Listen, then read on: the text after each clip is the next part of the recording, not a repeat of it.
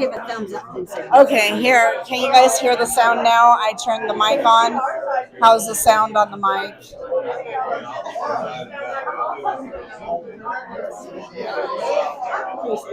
Is the sound on? Can anybody hear the sound? Let me know if you can hear the sound. How does the mic sound? This is the mic that we'll be using. Steve Hilton just arrived. He's in the building. I believe he's using the restroom or something, and then he'll be in a minute.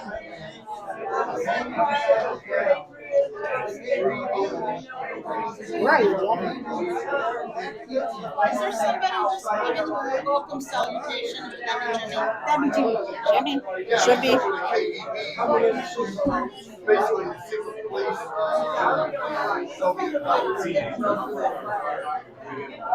Yeah.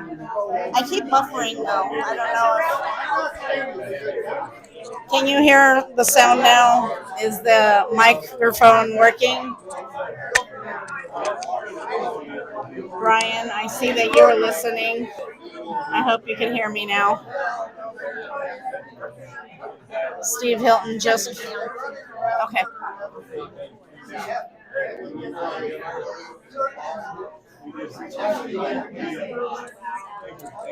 All right.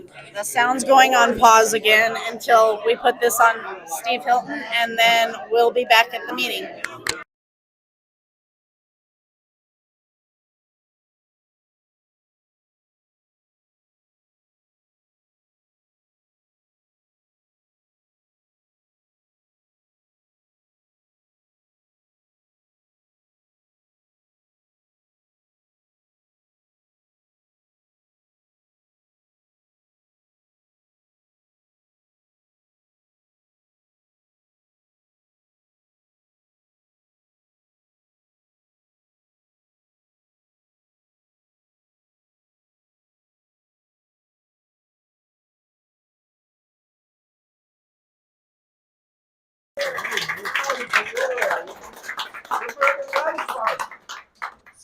Hi everybody, how are you doing? Good. Can I put this mic on you? I'm live streaming on YouTube. Okay, very good.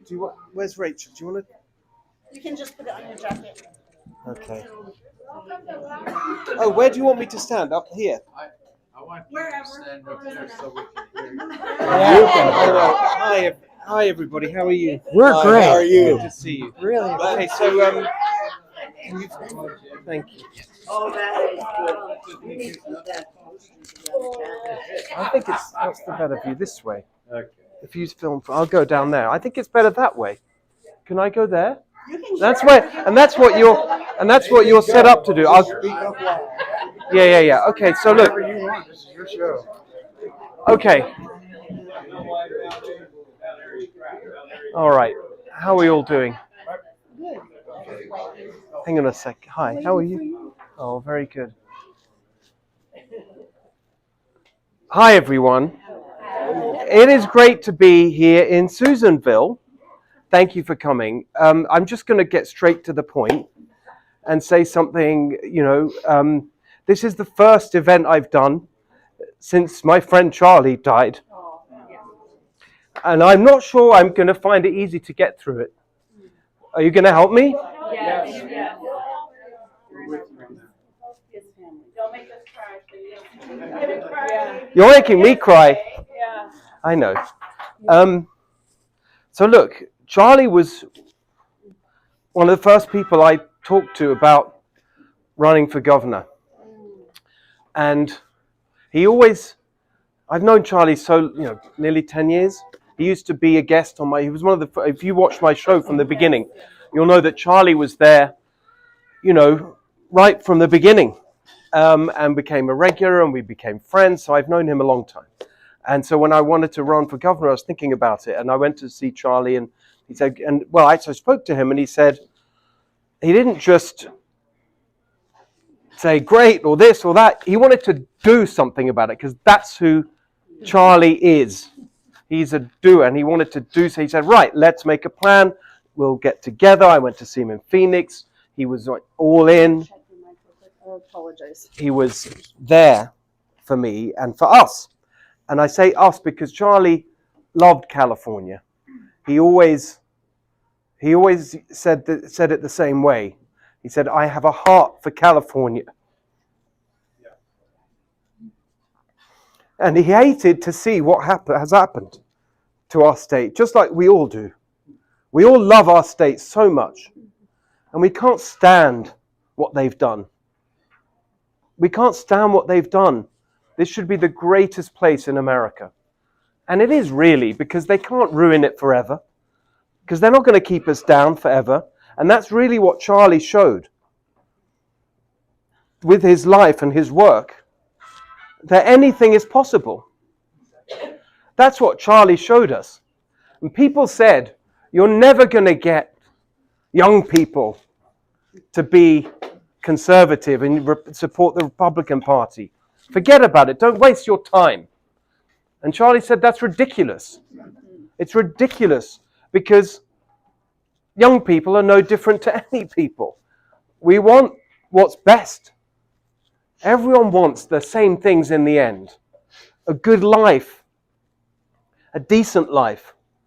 We know what matters, your friends and your family and your community and your country and your faith. And Charlie understood that. And he lived like that. And that's what he prioritized in his life. And he showed by his example what really matters. And so when people said to him, you're wasting your time, he just ignored them and did it and went for it. And look what he built. Look what he built. One of the things that, that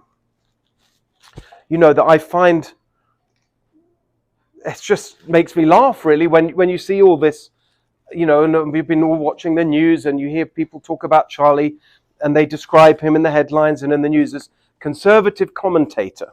Charlie Kirk, conservative activist. Of course he was a commentator, but oh my goodness, he was so much more than that. Look, I know what I've started. People know me from the television. Most of my career has been in business. I worked in business. I started companies in England. My first job was project manager for a construction company. I started. There you are. Come here. Our host. Our host. The Pizza Factory. So like you, did you start this place? Yes. Right, so I started a restaurant. Two actually in London, and it's a really tough business. Yes, it is. It's a really tough business, but today in California, everything's a tough business, and that's one of the things I want to talk about. But Charlie, sorry, I didn't mean to drag you into. I just wanted to say thank you. I'm with you. That's why I'm here. Thank you. Look, Charlie built something. He's an amazing entrepreneur, like a classic American entrepreneur, to go from nothing to build something amazing in such a short space of time at such a young age. Right? He would ask me to his like investor meetings, where he would report to the people, his financial supporters, on what Turning Point was doing. And every time there was something new, something amazing, just the way he grew that organization, his energy and his hustle. It was just such an amazing thing to see. That just Charlie as an entrepreneur, as a builder, incredible. And the presentations he would make, the most impressive things I've ever seen. And so that is what needs to inspire us, I think. The fact that Charlie ignored the people who said it was impossible and just went for it. And he went for it with courage and with confidence and with a smile on his face and with just positive arguments about what he believed. Because what he believed is what we all believe and we know is right, which is that the foundation of a good life for everyone who lives here is our Constitution, the greatest document that's ever been written. It is the free market economy, which is the greatest tool for lifting people out of poverty. That's what Charlie believed. And he made that case, and he took it everywhere. And he took it into the lion's den, and he persuaded people because the arguments were right, but he made the arguments so well. He made them so powerfully, and he was so smart and intelligent. I remember every time he came on my show, he was just so impressive, and he was well prepared, and he knew, and he'd always give you something extra, something you hadn't thought of. He was so smart, one of the smartest people I've ever met. And that's why he was so powerful, because he persuaded through argument and reason and charm. He was so charming and quick and funny and clever and just brilliant. But he did it, didn't he? He did it. He built this thing and he turned it around. And as he says, this generation is the most conservative we've ever seen in America, thanks to Charlie. And he did it. He did what was impossible. So that's our inspiration. And he said very clearly, we're going to get behind you. We're going to get Turning Point behind you. We're going to make this happen. And so now I'm very, very clear about what I need to do. Very, very clear. We need to win this for Charlie. That's what we need to do. To win this race, to save California, to make this state golden again, to make it what we know it should be, the best of America, the best representation of everything that makes America great. That's what I mean by making California golden again and turning it around and just getting rid of all the nonsense that's so obviously not working, that's given us the highest gas prices and the highest taxes and the highest cost for housing and rent, and our electricity bills the highest in America apart from just on and on. Everything is so hard. Everything. They make it so difficult just to survive. And you shouldn't have to just survive. This is California. This is the place where people should be able to follow their dreams and live their life and do that better than anywhere else in the world. And so for some people, that's really just basic things. A good job where you make enough to raise your family in a home of your own, in a safe neighborhood, with a good school so your kids have a better life. And then for other people, it's something like inventing amazing things that are going to change the world. Or starting a pizza restaurant. That's right. It doesn't matter. Whatever you want to do, whatever you want to be, California should be the best place in the world to do that. That's what I'm fighting for. That's why I'm running for governor. And I know that we can do it, just as Charlie knew that he could do it. He could take this generation, your generation, and change the way people think. That's the power of Charlie. That's why we'll never forget him. I remember posting, just a few days ago,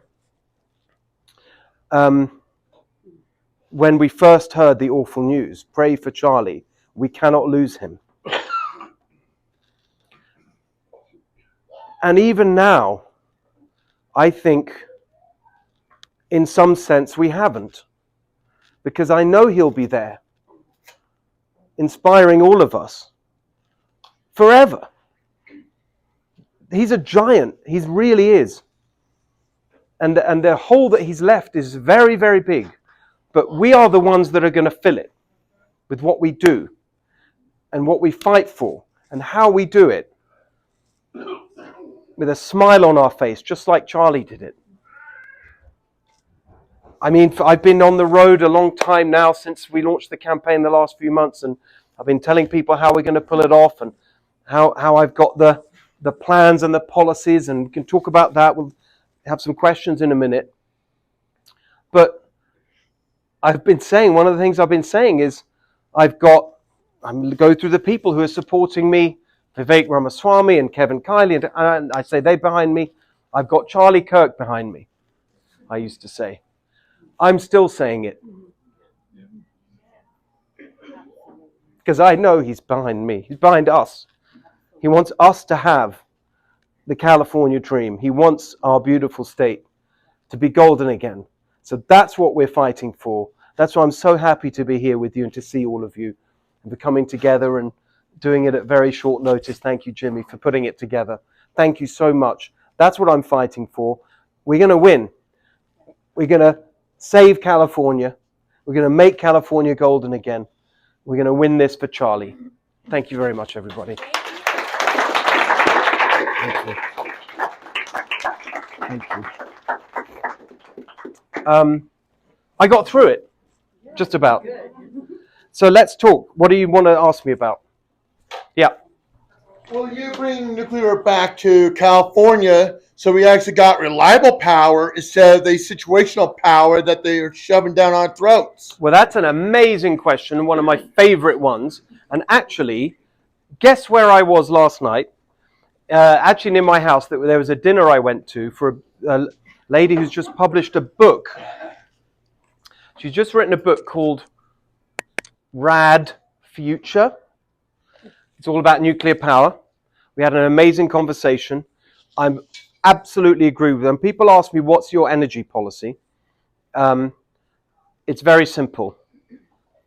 Kill wind. End the subsidies for solar. If people want solar, that's great, but we're not going to put massive taxpayer subsidies behind it. Natural gas, bridge to nuclear. Nuclear power is safe and it's reliable, and if you're obsessed with carbon emissions and climate change, it's zero emissions. So it's ridiculous that we're not investing in nuclear power. So I completely agree with you. But in the meantime, we've got to, here's the simple point, we've got to have affordable, reliable energy that is as clean as possible. What we've got now from these ideologues, these climate elitists, is what they call green energy at any price. And the price is too high because, like I said, we've got double the electricity bills of anywhere else in the country. And it's crushing people. Working people can't afford it. And it's entirely because of their obsession with wind and solar. Yeah, it's ridiculous. Since the solar panels are a biohazard on disposal. And they're made, guess what, these geniuses, right, who climate change and carbon emissions. So what are they doing? They are shutting down our own oil and gas industry here in California. So now we're importing it all from halfway across the world in giants, including gas for, for transportation and so on, halfway across the world in giant super tankers running on bunker fuel, which is the most polluting form of transportation on the planet, spewing out carbon emissions. What, in the name of climate? The solar panels, where do they come from? China. Actually, Africa with child labor. Well, that's for the batteries more, the lithium. And so but you're right, it's just unbelievable. And then and a lot of the solar panels are made in China with coal-fired power stations. I mean, and then they ship them across the ocean and they say that's good for the environment. I mean, these people are just such charlatans because they're just saying all this stuff and it doesn't make any sense. So yes, we're going to have nuclear power as much as possible, as quickly as possible. Yeah. When you're thinking about your power, would you think about diversifying it? What we have here is everything is brought up on transmission lines.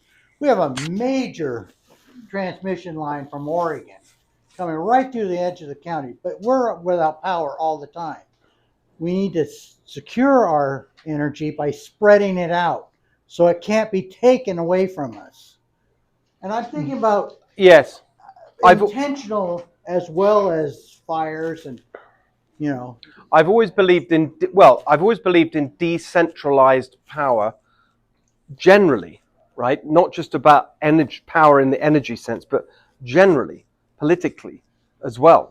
Power should be close to where people are. And you shouldn't, and when you over-centralize, that's a bad thing. When it comes to electricity generation, I totally agree with that. That's one of the reasons I don't like, and also they like these solar farms that they're doing, like ripping out actual farmland and replacing it with solar farms. That's outrageous. And they're doing it, and they're putting in these solar farms, and then they have to put in new distribution lines, and it's all just a ridiculous cost that is avoidable and a waste. We have existing gas-fired power stations that are perfectly good, but they're not being used. They're using it as backup for wind and so, because this geniuses haven't figured out the sun doesn't shine at night, and the wind doesn't always blow. Oh, so maybe so they have batteries for backup, but they don't count any of the cost of that when they say, oh, solar's much cheaper now. Yeah, if you ignore half the costs that have to go into it, like new transmission lines and batteries. So I agree with you about decentralized. I'm actually a fan of rooftop solar. I think if people want to do that, that's great. To me, that's the ultimate energy independence. You're off the grid, you run your own energy. That's great. So I'm all for that, and I do believe in decentralized energy. Yeah. What is your Second Amendment views? Well, I'm for it very strongly. I'll explain a bit more deeply because, as you can tell, I still have the accent. I'm a proud American now, so don't worry about that. Yeah, but I got the accent. But I got the accent, but I want to explain about the Second Amendment a lot because, funnily enough, it's one of those things where sometimes I think it's useful to have an outsider. You kind of see things a bit differently, and a lot of people who aren't, who are not American and don't live in America and don't bother to learn about America, have a totally wrong view about the Second Amendment. And what they say, oh, Americans and their guns, the sort of talk you get. Well, I made the effort to understand it and learn. And I now see that it is so incredibly precious for so many reasons. I mean, number one, just practical reasons. It's a big country, and we have places where, I was just one county, not even as as rural and spread out as this one. Talking to the sheriff, and he was very proud of his response times for phoning. If there's an incident, he said 90-something% of calls answered in 3 seconds. So that's amazing. He said, yeah, but look, it's a big county. Look, if something happens on the coast, that's an hour to get there for one of our officers. And so, and here, the same sort of situation, that who's going to protect your family or your property? Right? It's just, people don't understand that. And it's not just, but then I want to go deeper right? So that's the practical thing. Like, just practically, who's going to protect what's most precious to you? You have to have the right to do that. But it's actually deeper than that, because there's something beautiful about that principle of self-reliance.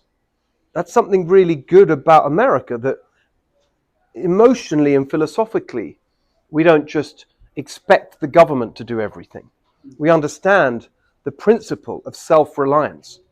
So that's an important part of the Second Amendment too, that idea. And then the really deep one, actually, that nobody bothers to understand, I think, the critics of the Second Amendment, which is the ultimate force that you want to be able to protect yourself against, which is government tyranny. That's really special and precious about America. No other country has that. And I think that is connected to all the other things that are so America's deep success. The fact we've got amazing entrepreneurs and we have this can-do attitude and just have done all these incredible things, and we're the greatest nation that's ever existed. I think the Second Amendment and the idea within that no, the government is not there. It can't just tell you what to do. And ultimately, you've got the power to resist the government. I think that is incredibly important to everything that America has achieved. So I just wanted to explain how I see it generally. Specifically, the question is, what can I do as governor to stop what they're doing, which is picking away at it? I understand that, bit by bit, there's, the carry rules and the trigger, they're constantly chipping away at it. I think that's the right word. And so I'm meeting with gun groups to get, literally to get a list of the things that, what's the priority, but the real question is, what can I do about it as governor? Because, with the carry stuff, that, you've got sheriff's departments making those decisions, and some counties are much worse than others. And that's an example of decentralized power. But some of it is statewide, but some of it is legislation, and some of it is the enforcement of legislation. So it's complicated in terms of, I don't want to stand here and say, yeah, I'm going to restore Second Amendment protections as if you're just like the best state that does it best in the country. Because as governor, you can't just rip up the laws. Now, you can overturn laws or begin a process of overturning laws that are unconstitutional, that violate the California Constitution. So I will be looking at every law that California Constitution violates the Constitution. well, but within the Constitution you have decentralized, so it's a complicated legal situation. But I'll give you a specific example. It's another topic completely. Perhaps one of you were going to ask it anyway. It does come up a lot, so I'll just tell you. It's a good example of how actually, even if the Democrats, when I'm the governor, will still control the legislature, there's a lot that I can get done as governor. One of them is overturning laws that violate the Constitution. You can actually instruct the Attorney General, even if they're from another party, to go through that process. And one really good example of that, where I have actually with my legal advisors, I'm working with one of the Governor Wilson's top legal guy, and we're going, so I can be well prepared. I want to be really well prepared on day one to get going and know exactly how I'm going to deal with each different issue. The issue of biological boys and girls sports. So we all agree, I'm sure, that is completely obscene and ridiculous and unfair, and we don't need to explain why. The question is, what can you do about it? Well, that all goes back to a law that was passed in California in 2013, AB 1266, Assembly Bill 1266. And that's where it's the law. It's the law in California. So the only way you can stop it in the end is by overturning that law. And the good news is we've looked through it, and there are at least two places where it violates the California Constitution. Section 28 of the Constitution, which is about safe schools, and you see injuries resulting from this and so on. So that's one. And secondly, Section 31, which is about gender discrimination. And so when you look at what's going on, it's obviously discrimination against girls. So we're very confident we can overturn that one. Sorry, it's a long answer, but so I'm 100% with you on the Second Amendment. The question is, what exactly can I do? I mean, it certainly won't get any worse because I'll be vetoing anything that further infringes. So that's another power the governor has. You can stop new bad things. You follow? Also, California overwhelmingly voted for the death penalty, and Newsom said, "Nah, not today." So, what are your views on that? Well, I think that it's outrageous to overturn. Look, It was passed by the voters. it was passed by the voters, exactly. So I think well, they do this the whole time. I mean, this is what's outrageous, about the Democrats, is that they constantly lecture us about democracy, and yet they're the ones that totally ignore it and undermine it. And so I disagree with that. But again, so it seems as if that again, I need to look at it in more detail. That is something that I could change because he did it unilaterally. Oh, yes, thank you for coming.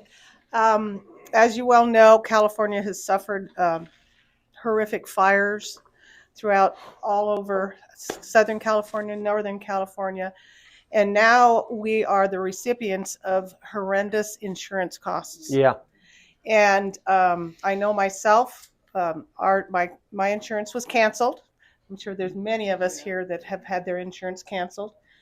And the California Fair Plan is not fair. We're assessed at $8,000 plus. That's just for fire protection. Now they tell you all these things. Go out and clean your property, do all this stuff. You do it, you have 5 things that will, to meet the California Fair Plan rules and guidelines. Once you do that, well, maybe they might give you a discount. Well, they never contact you. So this is the 3rd year that I'm having to pay. And the 3rd year that I've gone in and I've called and said, I meet the criteria. Somebody come, take a look. Let's see if we get a discount. I've contacted the insurance commissioner's office and, we're just so sad. We're looking into it. Well, they're not. And so I don't know what you can do to help us because our insurances are skyrocketing. Yeah. And Okay, a couple of things. First, I mean, there's so much to say about this. Again, I'll try and keep it tight. And then, number one, all of this is avoidable, like so many of these other things. It's the result of their policies. So the wildfire risk itself is higher than it needs to be because they won't do proper forest management, because they're extreme environmentalism. You all know that. And again, going back to the climate nonsense, so they're all for the climate, but because they've let the forest get overgrown, so you have one bad year of wildfires, because now you have normal wildfires turn into mega wildfires that go out of control. What happens? They release carbon emissions. And so this is a real number. In 2019, with that bad year, 2019, the amount of carbon dioxide released because of the wildfires that they let get out of control was more than all of the carbon dioxide saved by the past 20 years of climate policy. So what was it all for? Right? All that pain, all the cost, the bureaucracy, the regulations, the electric vehicle mandates and the gas tax and gas prices, and so all this nonsense to bring down carbon emissions, all wiped out with 1 year of bad wildfires, which were totally avoidable if we get back to managing the forest properly like we used to do. And also, it's not just about managing, it's just common sense, right? That actually you can also turn that into jobs and business, because it could revive our timber industry. And so if you look at our timber industry, not that long ago, it was 6 billion board feet a year taken out of the forests for commercial use. That was 6 billion, that's the number. The number today, 1.5 billion, right? It's cut to a quarter of what it was. We're still using it. We're actually using even more. We're using 9 billion a year. Where's it coming from? Canada, Oregon, on trucks spewing carbon dioxide emissions again. So these people are, so first of all, we can deal with the wildfires better. And so that reduces the risk. Exactly. Is this Kingston knows? Kingston, right? Yes. Kingston knows. Then, on the insurance specifically, there's so many things they've got wrong. It's all the result of their policies. Like they've stopped this goes back years now. In fact, the previous insurance commissioner did it. Not even this current guy. The previous Democrat guy he's trying, because they're elected, he's pandering to the voters. So he put caps on the rates and all the different things that the insurance companies could take into account in order to price their premiums. What does that mean? That in the end, they just gave up altogether, and that's why you have so many people on the FAIR plan, because the companies have left, because they can't make a business out of it. And there's another component, which is the cost of building anything in California. So why, I spent a lot of time on the housing issue, about why we've got the most expensive, the highest cost for housing in the country. Well, one of the reasons is we don't build enough, and what we do build is incredibly expensive. So if you just take a building of whatever kind, a house, single family home, or an apartment building, or a retail, whatever it is, and you build the exact same floor plan in a neighboring state, just across the border in Nevada, and it's 4 or 5 times more expensive in California. The building materials, the regulations, it's true, right? Colton. Oh, that's Colton. I'm so sorry. So because of their environmental regulations, the building codes that every 6 months there's something new, whatever, just nonsense. The unions, the project labor agreements that the unions negotiate by filing lawsuits to block, I could go on forever. But basically, it costs so much more to build in California. So that means it costs so much more to rebuild. So that's why the premiums are so high and the costs are so high, because you've got to insure for what the reality is of rebuilding. So that's another thing that we can deal with, because, again, I'm going to go a little bit broader, just like I did with you, and use the opportunity to make a broader point about what I can get done as the governor, because going back to the reality, there'll probably be Democrat-controlled legislature, almost certainly, with a supermajority. They can do whatever they want. But the governor, you do control the executive branch, all these agencies. You have thousands of appointments to hundreds of these bureaucratic agencies. Now, partly, I'd love to just shut them down, or at least, defund them, because, I mean, it's ridiculous. You've got so many of these things, and they overlap, and just churning out bureaucracy, and whether that's the California Air Resources Board, or the Coastal Commission, or the pesticide, like on and on, the water. Everyone's dealing with this nonsense from all these bureaucracies. But the good news is that means that by controlling them, you can undo the damage. You can do that directly as the governor. That's the biggest impact I can have, is actually on these regulations, so we can bring down the cost of construction. Actually, quite quickly, we can bring it down. And so that will help bring the rates down. The final thing on insurance, to go back to that, is that I've been talking to the industry, because it's a massive issue, and I've been trying to understand what's going on. They tell me, and I need to dig into this further, I'm just reporting on what they tell me, that actually, finally, because of what happened just a few months ago in LA, and just the real crisis facing the FAIR Plan, and the fact that it's such a nightmare, the guy who's now the commissioner, Lara, the industry tell me, finally, he's made the changes that should have been done years ago. And that over the next couple of years, it's going to get better. Some of the companies are going to come back. We'll see. That's what they're telling me. But it's a mess. And they're totally created by Democrats. Sorry, I have two, but I'll get with the first one, because my husband, he's a CEO at High Desert, and they closed down prison, CCC, which was further on the list of closures of prisons. So Gavin has closed prisons that are better conditioned than the older ones that are still open. So we're wasting a lot of money for upkeeping on these prisons. And also with the camps, fire camps, because my husband also worked at fire camp. Right. Which they do a lot of great work around town where they cut down our shrubs. You see them out there during the summertime, which I think we need more of that if we continue to have these big fires. Yeah. My second thing, Yeah. It was just brought to my attention by my neighbor, Prop 50. Oh, yeah. And that's my biggest concern, because I'd rather us have our own, I've heard the Jefferson State. Yeah. If that goes into effect, I moved away from the Bay Area. I lived in I'm Richmond. still there. And, so you don't when I came here, I'm like, I'm good. I'm still there, so you don't have to be. Yeah. I'm keeping an eye on it for you. It's terrible. Every time it breaks my heart to see where I grew up, how bad it is. Okay, so let me take prisons first. We shouldn't be closing any prisons.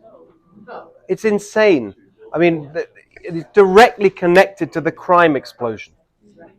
Because it started... Well, I can say one thing, because, I don't know if I should, because my husband tells me a lot, but, he works for transportations, and he does multiple things where he takes inmates to their doctor's appointment, or when they're going out on parole.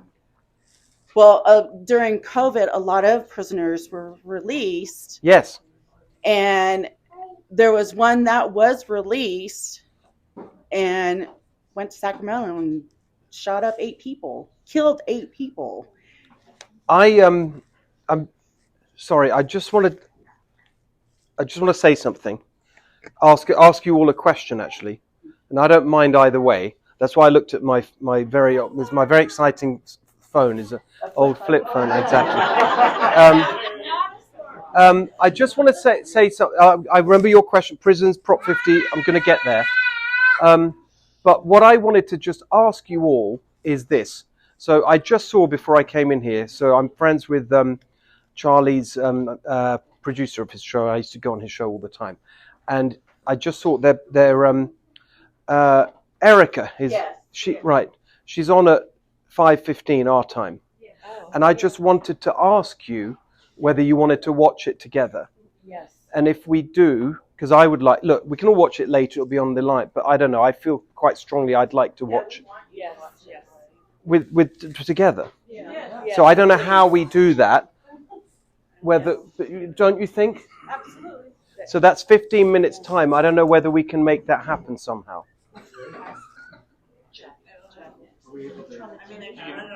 It's not going to be on TV. It's going to be online on Turning Point.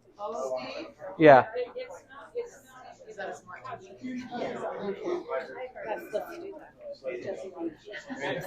Oh, you mean it'll be on TV? They'll show it on TV. Oh yeah, Jess. I'll meet you on the Good to see you. field. I'm bringing Thank you so myself. much. Very good. Oh, you think they'll? Good point. Yes. So, do you think? I think we should watch it. Yes. Jesse Waters. Yeah. But it's not, Fox will cover it, but it's not,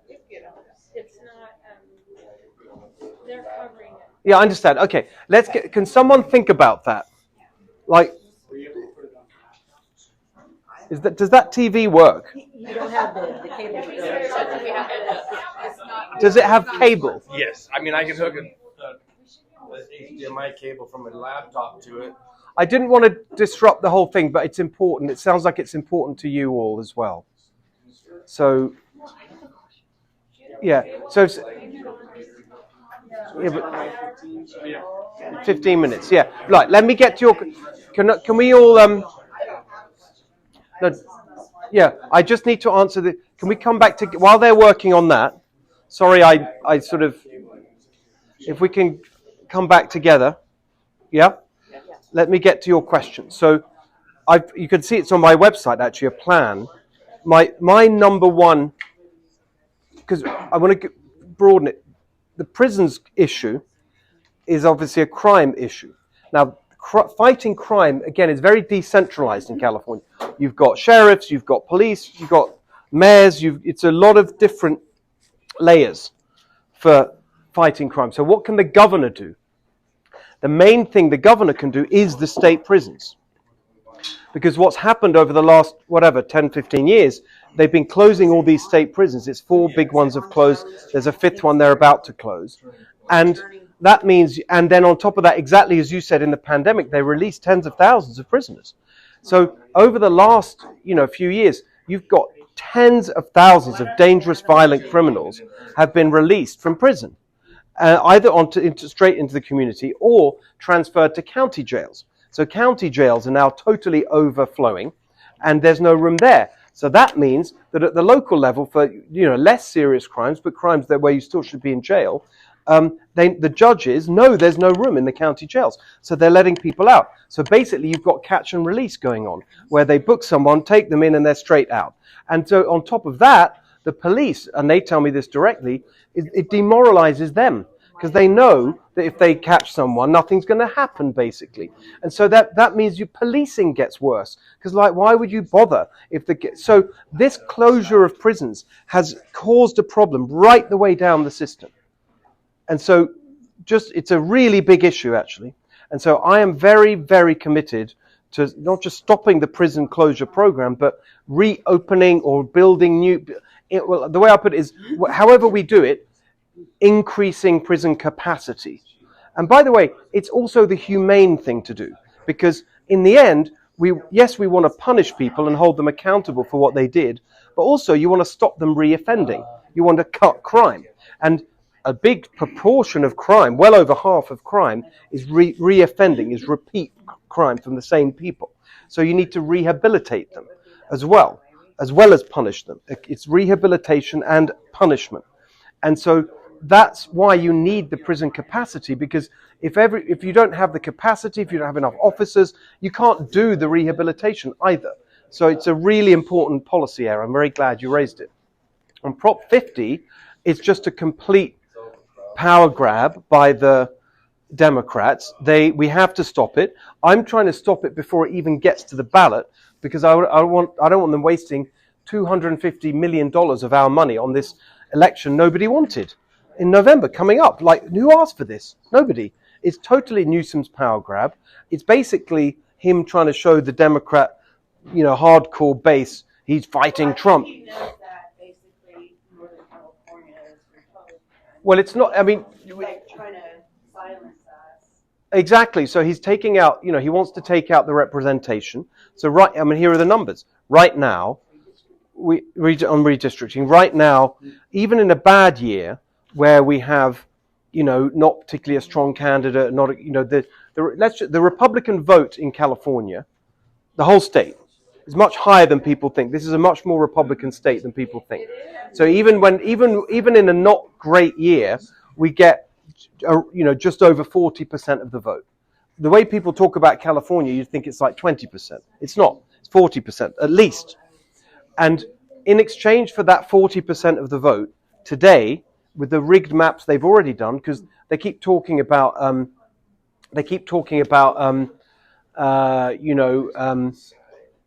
how we've got this independent citizens redistricting. Yeah, in theory, but in practice, we've got very biased maps already.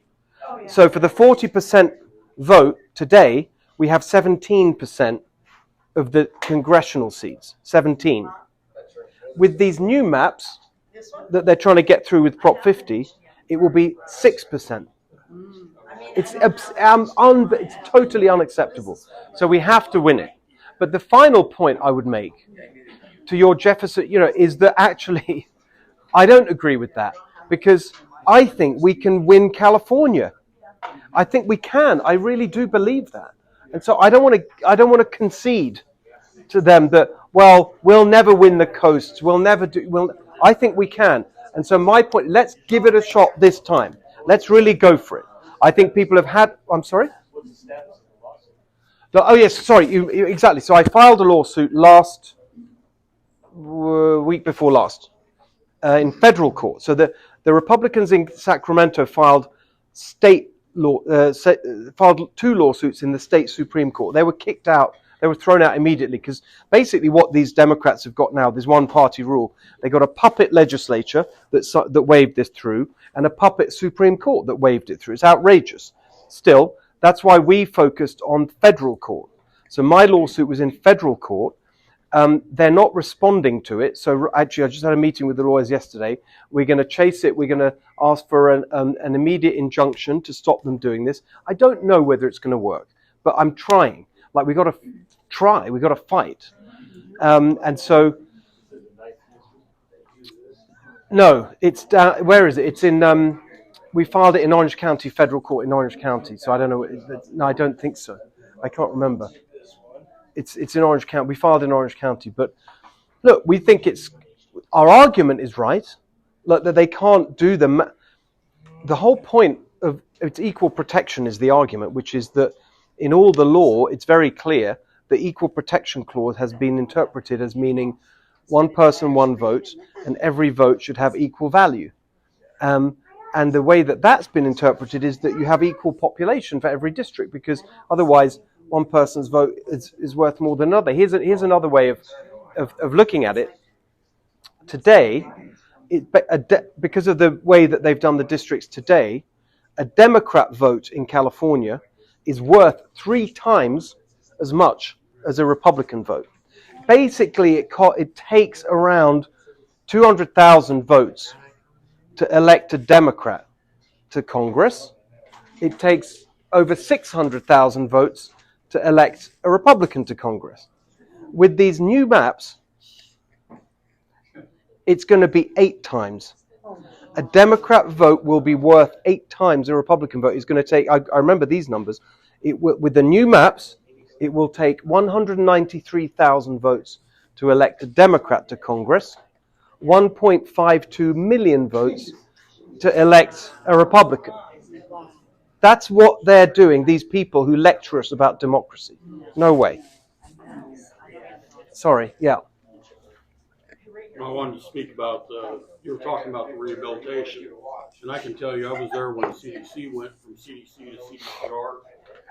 Rehabilitation doesn't work, and the reason it doesn't work is you have inmates that want to rehabilitate. They want to take a program, they want to learn, and then you have liberal policies that walk in and say, we're going to put everybody in a rehabilitation program. We don't care what they do. Then you walk back into that class and they're tattooing, they're making weapons, they're stopping the guys that want to work due to yard politics. Rehabilitation doesn't work because California doesn't know how to make it work. Well, I think that's exactly. You have to throw everybody out. Well, I've been talking to, exactly, and I've heard those stories, but there are ways of doing. Other countries do it. Actually, other states do it. like and here's a thing that a general point I'd make is that right now in California, here's a way I sometimes put it: we're top of every list you want to be the bottom of, and bottom of every list you want to be the top of. So I've said some of them, right? Highest gas prices, highest electricity, highest housing, highest taxes, blah blah blah. Worst. Oh, what's that? Education. That's us. We're on TV. Worst education. So, but worst business climate and so on. Here's how I see it. I want to take us from the bottom to the top. And so one thing I'm interested in is learning from other states who do it better. And actually on rehabilitation, the state with the best record on rehabilitation is actually Virginia. So their reoffending rate is about 20%, which is the lowest in the country. We're way over 50, or we're just over 50. So it's a really big difference. And so I want to go there and learn, like, okay, what are you guys doing? Because it's obviously better than what we're doing. And so it is possible. We're just not doing it right.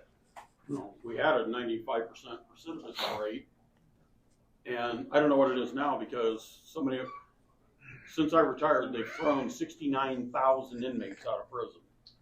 Well, that's right. The combination of the closures and the pandemic releases. Yeah. Well, no, it was Yes. to save money.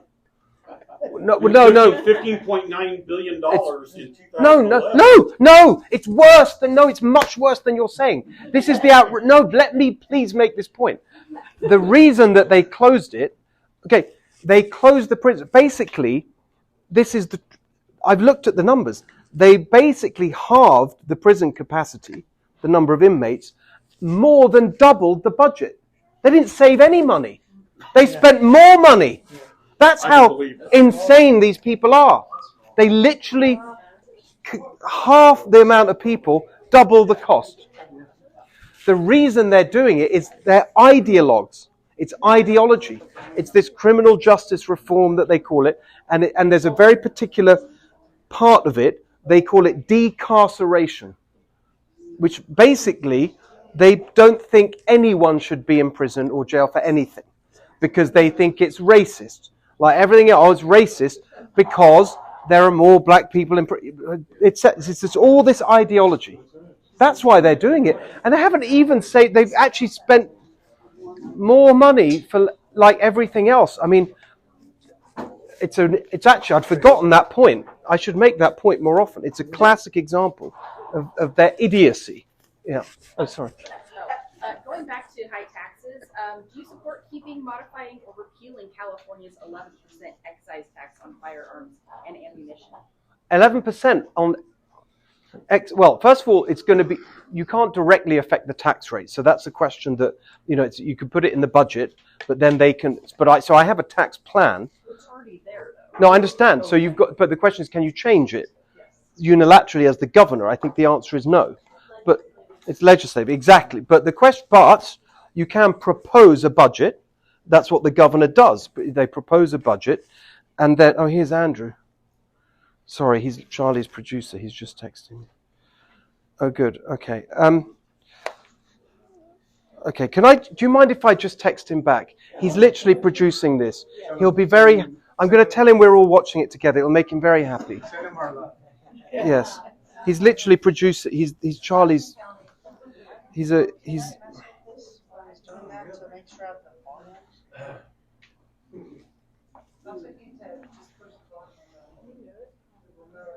but the volume's up.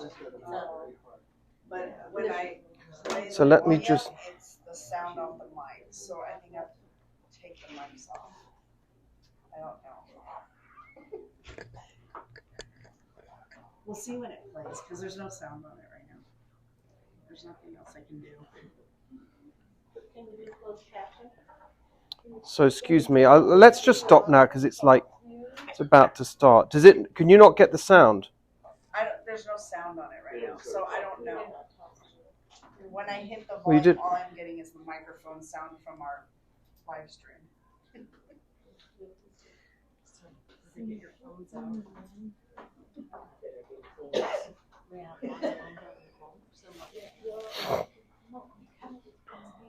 There you go.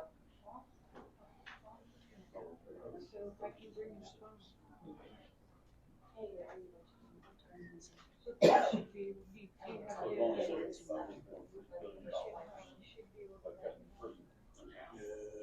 it on their end? Yeah, I just have to wait for the sound to come on that video to see if it's, I don't know how else to make sound.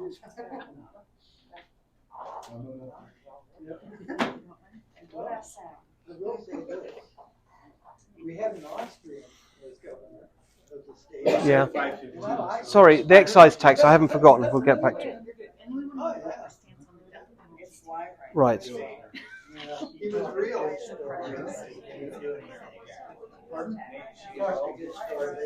He didn't do anything. When he changed the patch on the shoulder. I don't know, I like the micro. Small modular. Yeah, they're not as good as what they say. I learned. No, they're probably not. I learned about it last night. It's quite interesting, actually. I didn't realise. Sorry, I hope you don't mind this Just a interruption. FYI on the YouTube channel. Rachel, can you take a pic? Steve Hilton wants to watch Can you take the Erica capture Kirk this? video on YouTube in remembrance of Charlie Kirk. I'm We're sorry. working on that right now, and the meeting yeah, will resume after that, just so that you know what's going on. We're not going. It'll be fine. We'll watch this. Yes. Well, it's supposed to be now. Was absolutely right on the money, because you have to want, and the people that want to be rehabilitated will be. Give them the opportunity. Fine. If they're not interfered with by all those guys that don't want to be forced to crash. I'm on the phone with my husband, he said it's no one yet. Yeah. No, I think we're in the right place. Yeah. Any of you have dish like? Well, it's live right now. It's live. I think this is good. You know, I think as soon we're. as it plays, they go live. I think you're in the right place. You've done great. I can't do anything until then. So they're just waiting for her or whenever. Yeah. Tell us about wolves and grizzly bears. What? It's a big deal here, and in Modoc it's even worse.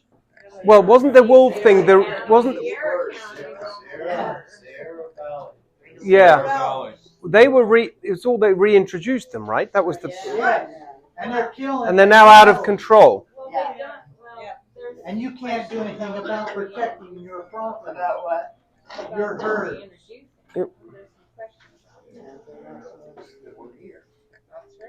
Now they're working on the deer and the pets and everything else. They think that here it goes.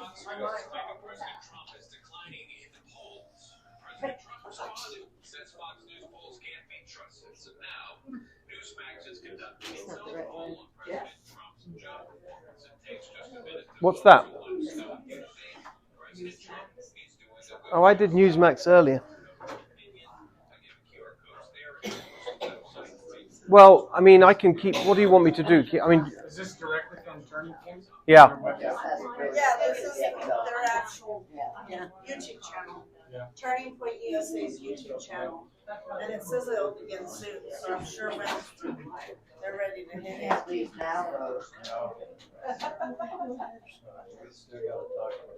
Charlie Kirk wasn't even a real. I don't really do anything about it. Yeah, until yesterday. I mean, I'm sorry. Yeah, it looks good. It looks like you're in the right place. You want to see if you can get you guys Yeah, no, I checked on my phone too. Just everybody's What does it waiting. say on his Twitter? On his Twitter? Yeah, Okay, I can get that up in a second. on his X. Yeah. Because, yeah, we're waiting right now, so. Yeah, I think we're fine. Oh, and let's talk about the excise tax if you want. I think that I wasn't aware. That's a new one. I haven't been asked that before. So I think that's one of the ones I'll look into. Overall, I'm looking. We got to cut taxes massively. So I'm looking for lots of ways of cutting taxes. Really, just because the excise. Interesting.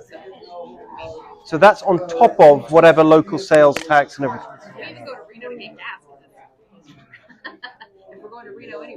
not fill up on your way Of home? course, And, of course. It's ridiculous.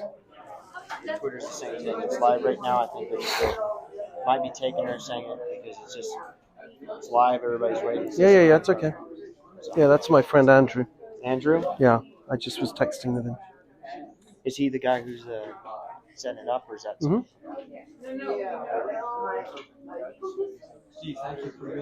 No, it's a pleasure. And actually, let me do it. Do you want to do some pictures? That's maybe. Oh, here we are. Look, something's happening. They might not.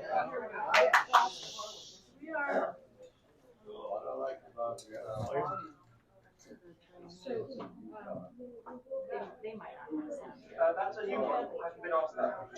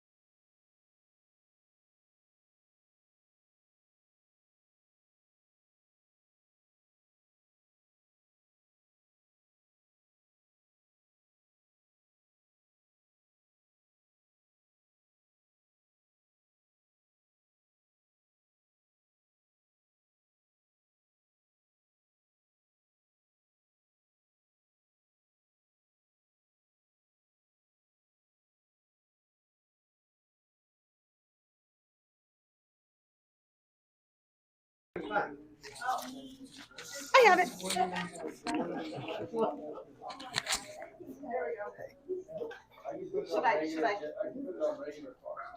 Should I risk it? No. This is.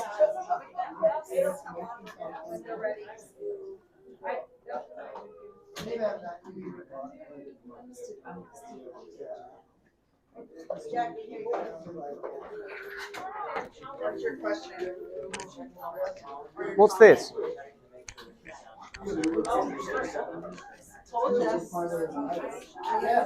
Yes.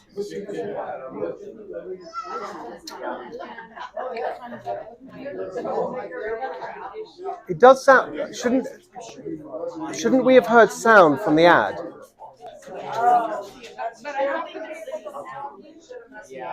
Here we are. That's Andrew. I told you that would happen. I was just texting with him.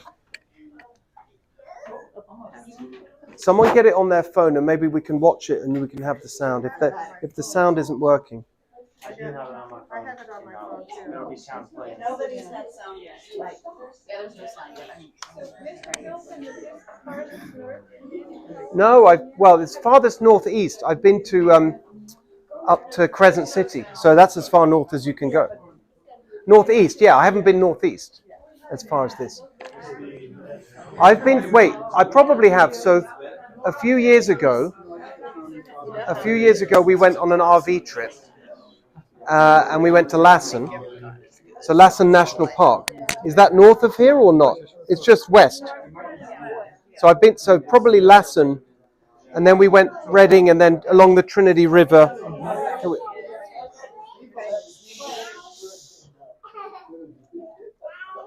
Can someone do it on their phone?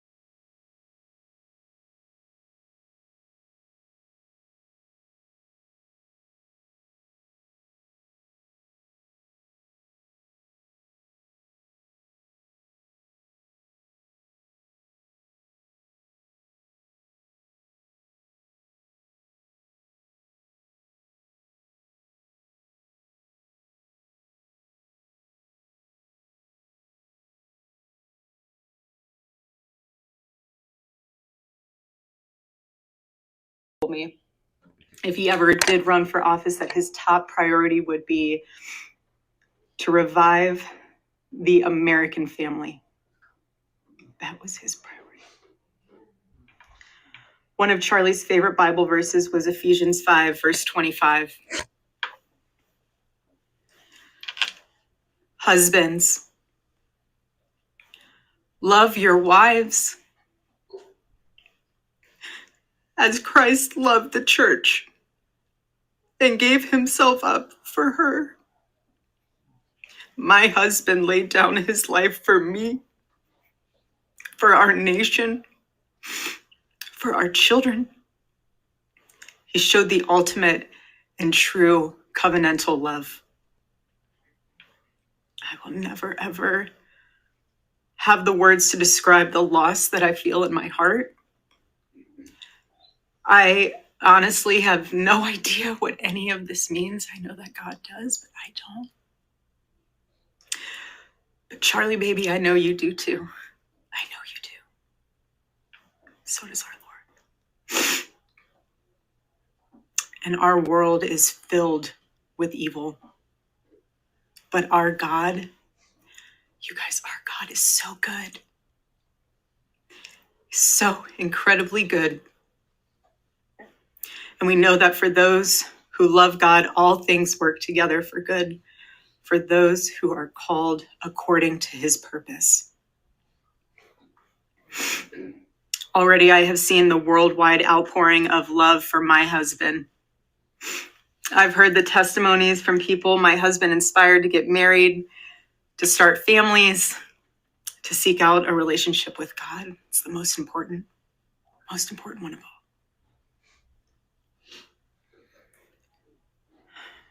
The evildoers responsible for my husband's assassination have no idea what they have done. They killed Charlie because he preached a message of patriotism, faith, and of God's merciful love. But they should all know this. If you thought that my husband's mission was powerful before, you have no idea. You have no idea what you just have unleashed across this entire country and this world. You have no idea. You have no idea the fire that you have ignited within this wife. The cries of this widow will echo around the world like a battle cry.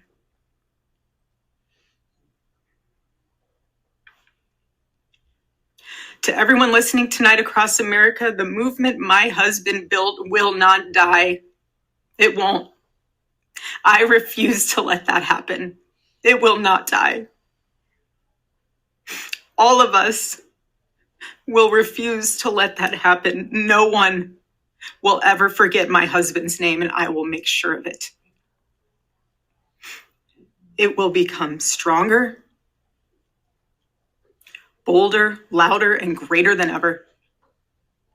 My husband's mission will not end, not even for a moment. And one of Charlie's greatest talents was his ability, this phenomenal ability to choose great people to follow him. He could always find the ones who could handle any setback.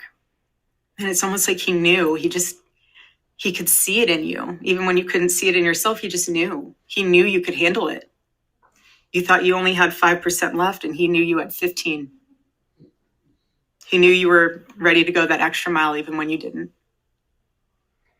He always challenged people around him to work harder and to be better. He never gave up. And I love knowing that one of his mottos was never surrender. So I want to tell you that we'll never surrender. We never will. Ever. Ever. Our campus tour this fall will continue. There will be even more tours in the years to come. America Fest here in Phoenix this December will go on. It will be greater than ever. the radio and podcast show that he was so proud of will go on. And in a world filled with chaos, doubt, and uncertainty, my husband's voice will remain. And it will ring out louder and more clearly than ever. And his wisdom will endure. My favorite too, but my husband's favorite word in the English language was earn. He would call all of you to be people of action who earn the future America deserves. So to all of the young people who felt inspired by my husband's faith and hard work, all of you already know what Charlie would want you to do. You know. You know. If you're in high school or if you're in college, go find your local Turning Point USA chapter. Join it. Stay involved. He wants you to make a difference. And you can. You can. The movement's not going anywhere, and it will only grow stronger when you join it. If there isn't a chapter, you can't find one, then start one. There is no excuse. You can start one. And as my husband used to say in this room every single day, if you want to get involved, the best way you can do that is going to tpusa.com. That's what he would say every day from this chair. Every single day. I watched his show every day, and he would always say, if you want to get involved, go to tpusa.com.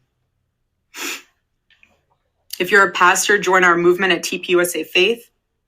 And if you're a parent, I highly recommend that you come to America Fest in December.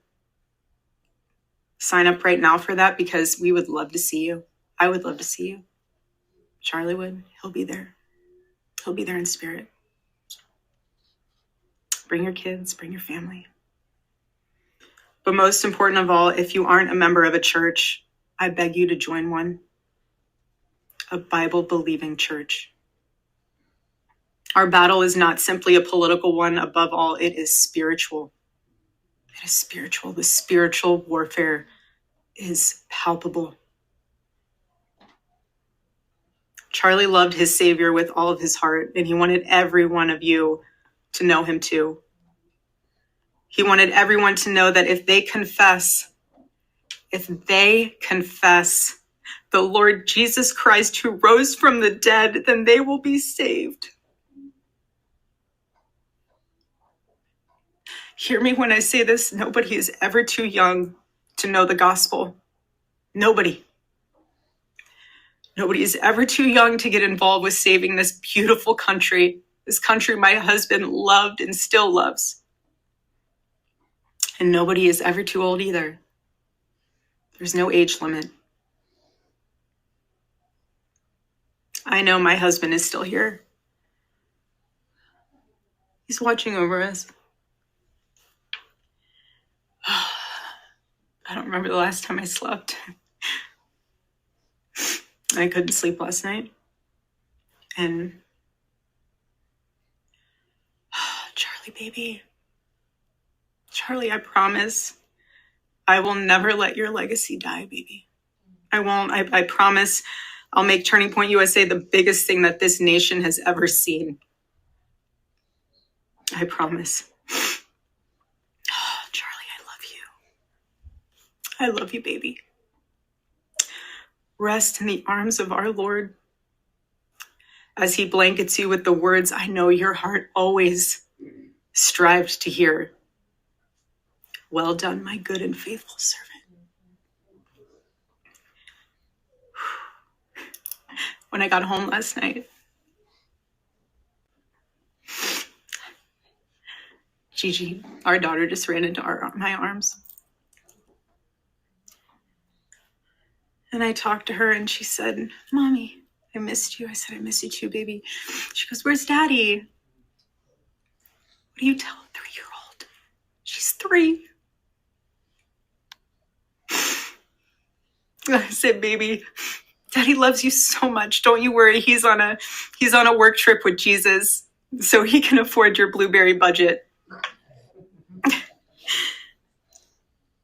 And my goodness, am I so humbled to witness Charlie, you alongside Jesus right now, doing what you always want to do, baby. Making heaven crowded, right? That's what it's all about. Making heaven crowded.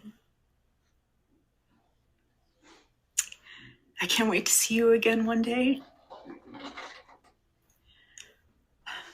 Thank you all again who love my husband, who supported him, who wrote him an email every single day during his radio show. He read all of them. All of them.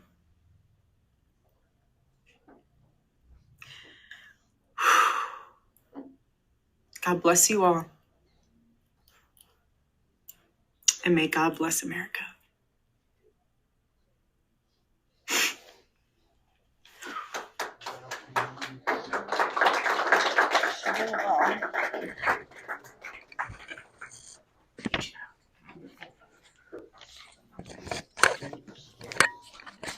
Well, Excuse me. I'm sorry.